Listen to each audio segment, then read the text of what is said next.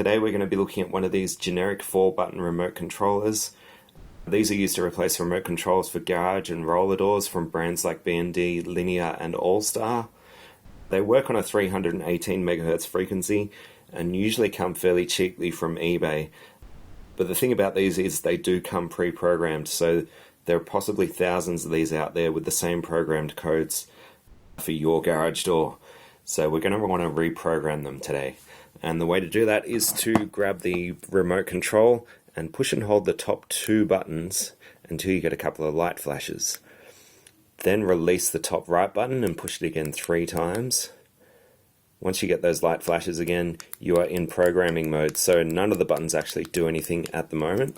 This is where you'll need your original remote. In this case, we've got a B&D MPC2 remote from their garage door. We need to grab the replacement remote and push and hold the button we want to program, and then push the button on the original remote a couple of times until we get those light flashes. It's very important to get these as close together as possible, otherwise it won't work. But the good thing about these is you can program up to 4 different remote controls. We're just going to do the same one for another button just to show you how it all works. So if you've only got one remote, you will probably want to go through and program them all to the same code.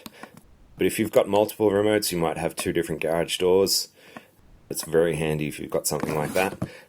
And you can also reset these back to their factory settings.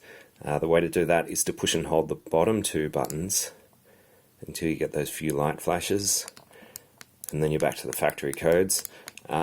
Can't imagine why you'd want to go back to them, apart from maybe wanting to break into your neighbor's garage, but I highly recommend not doing that. That's about it. It's a real simple one for today. So if it's helped you out, please hit the like button. You can leave a comment below and be sure to hit subscribe. Thanks for watching.